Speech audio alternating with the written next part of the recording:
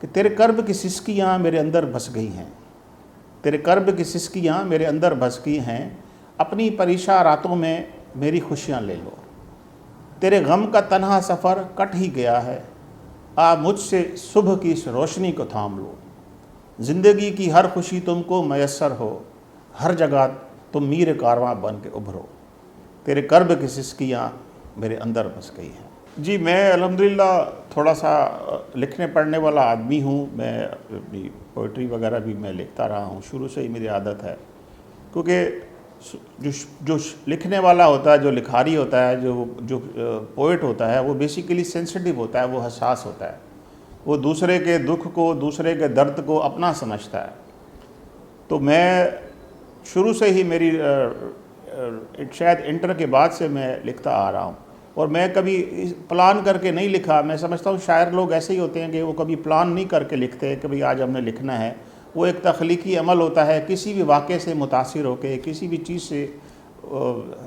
متاثر ہو کے انسان کے دل میں یا انسان کے ذہن میں کچھ تحریریں آ جاتی ہیں۔ تو میں نے جو مختلف اپنی بکس کے اوپر لکھا ہوا، کتابیں تو میں پڑھتا رہا ہوں شروع سے ہی پوئٹری کی، تو وہ میں نے جو کووڈ-19 کا دور تھا، میری پوسٹنگ تھی as a director board of revenue میں،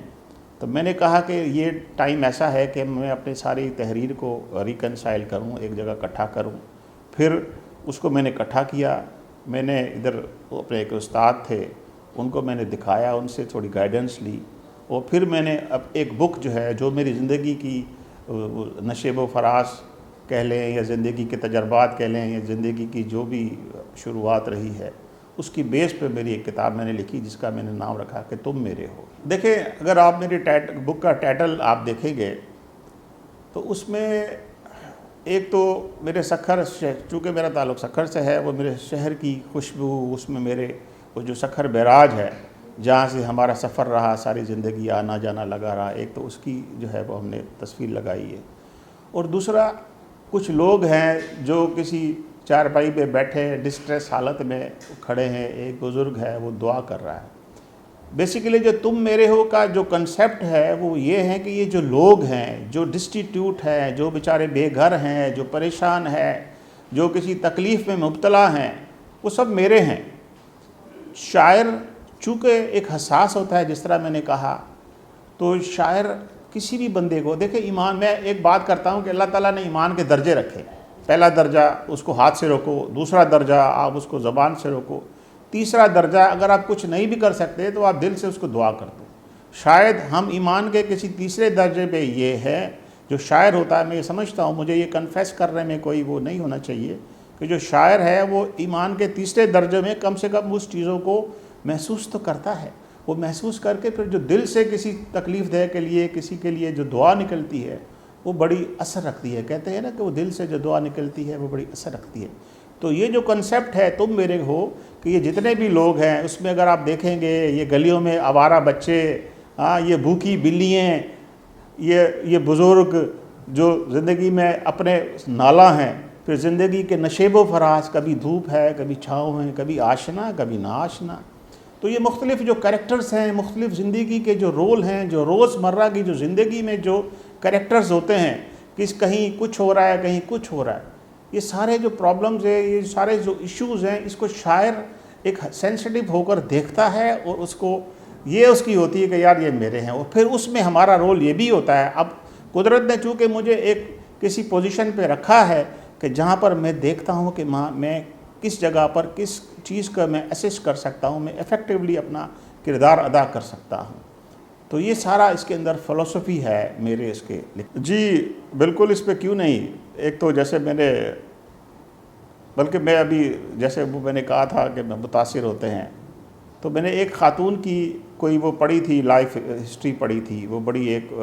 پرومیننٹ کسی بندے کی وہ وائف تھی۔ جب ان کے شوہر کا انتقال ہوا تو معاشرے نے جو ان کے ساتھ حشر کیا، جو ان کے ساتھ سلوک کیا،